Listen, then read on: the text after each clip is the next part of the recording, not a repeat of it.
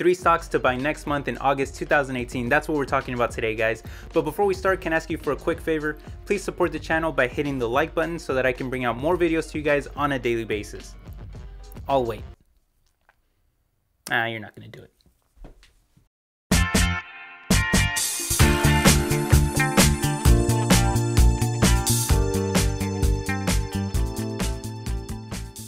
What's up, everybody? My name is Ale. Welcome to my world of finance. The first stock on the list is actually a pharmaceutical stock. I don't know if we've ever talked about pharmaceutical stock on this channel. I don't usually invest in pharmaceutical stocks because it's an industry that I'm not very well experienced in. So I usually try to steer clear. But when you're talking about Alexion Pharmaceuticals, ticker symbol ALXN, you're talking about a stock that on MarketWatch.com has 21 analyst recommendations, 17 of which are buy, 2 are overweight, 2 are hold, and then absolutely zero are underweight or sell. Now, when looking at their stock price, they're a little expensive just kind of in the general sense.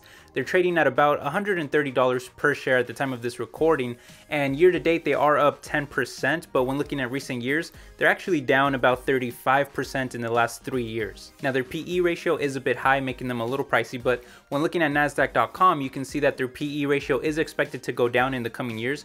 Also, when looking at their PEG ratio, factoring in future growth, you can see that their PEG ratio is just barely above 1, which is actually pretty good and is especially lower than the industry average. On this chart over here, you can see their PE ratio and their PEG ratio on the same chart, and at the bottom of that chart you can see that the PEG ratio for the industry is quite a bit higher at around 2. Now, their income statement is pretty strong with net income increasing in the last few years, and also their balance sheet is also looking pretty good. They have a current ratio of about 3 to 1, which is pretty strong. Okay, so pretty good numbers overall, nothing too amazing, but just kind of solid in the general sense. So why are analysts so bullish on this stock? Well, I think that there's really a couple reasons that we can look at. For one, this is a pharmaceutical company in Alexion that targets rare diseases. And while that does mean a smaller consumer base, it also means less competition, less pharmaceutical companies targeting these rare diseases because obviously they're rare.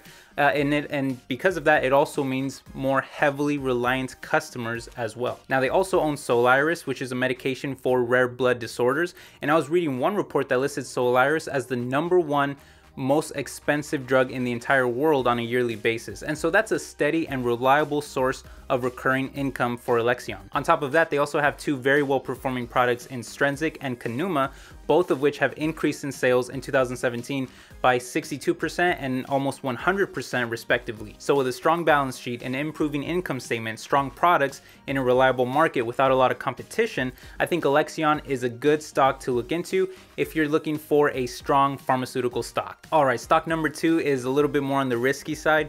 Definitely wouldn't really appeal to value investors, but I think it would definitely appeal to growth investors, which I happen to be. So the more that I research this stock, man, the more that I like this stock, and that is 2U Incorporated, ticker symbol TWOU. Now, while most metrics would tell you that this stock is quite a bit pricey, given that they're not even profitable yet and they command a share price that is pretty high at almost $100 per share, if you look at their stock performance, it's been on an absolute tear. In the last 5 years, the stock is up over 550%, and year to date, they're up almost 40%. And after doing some research, I can't really find many reasons to think that this performance will slow down. And most analysts tend to agree with me. When looking at MarketWatch.com, they have 10 analyst ratings, 8 of which are buy, 1 is overweight, 1 is hold, and absolutely 0 are underweight or sell, which is fantastic. All right, now you're probably thinking, what is this company? Get to the damn point, Ali. What do they do? All right, so here's what they do. They offer an online educational platform to their customers. In other words, their customers can use this platform to teach college and university level material online. And so why is that important? Well, think about it, guys. We see more and more that people are ditching traditional in-person classes in favor of online education. And so if you can invest in that market, I think that that's pretty damn tempting. Okay, so now you might be wondering, well, why is 2U an important player in this market? Well, for starters, they charge over half of the students' tuition just to use the software. And so now you might be wondering, okay, well, what's the big deal? So some no-name colleges use their software. What's the big deal? Well, actually, no, that's not true. The University of North Carolina equates to about 10% of their sales. And you've never heard of the University of North Carolina? Okay, what about the University of Southern California? That's right, we're talking about USC equating to over 27% of 2U's revenue. That's a pretty big deal. And that's just the beginning. 2U typically works with contracts that range as high as 15 years. And if 50 different 50 different graduate programs doesn't sound like a lot to you. Well, 2U is projecting that that number will double in the next couple years as more schools sign up for their services. And while their balance sheet may have some smaller numbers compared to some other bigger companies out there, they still have a current ratio of 5-to-1. That's pretty damn good. And so if you're bullish on online teaching, the online education market, then 2U is definitely a stock that you should take a closer look into. All right, now my last pick is generally considered a little bit safer, mostly because it's a very popular stock, but also because they have a proven track record of success. And while they are a bit pricey, I do expect them to perform pretty well in the near future. And that stock is Facebook, ticker symbol FB. Now I know that this is somewhat of a controversial stock, but just hear me out. I used to never be bullish on Facebook. I've never bought Facebook stock. And the main reason why is because I live by a specific rule as an investor.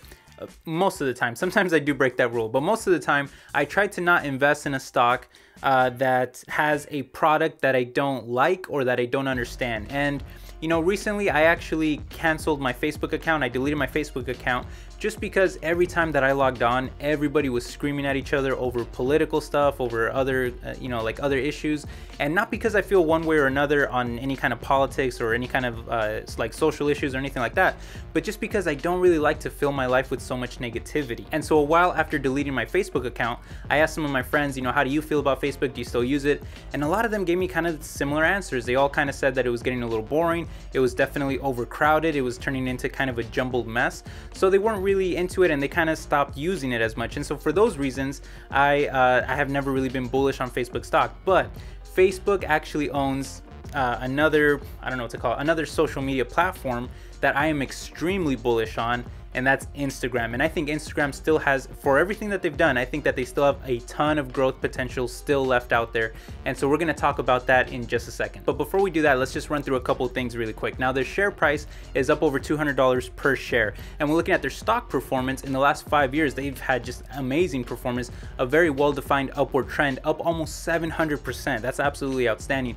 And their PE ratio is also pretty high, up over 30. So one might argue that they are a bit pricey, but I would probably argue that that's a little short-sighted. In reality, I think their stock would actually be much higher if it wasn't for their user data being exploited and for US government agencies investigating them, agencies like the DOJ, the FBI, the SEC, and the FTC. And while that may sound a little scary, I'm gonna throw some numbers at you about how their company has been performing, and I think that'll make you feel a bit more at ease. They have a pretty high profit margin at around 40%.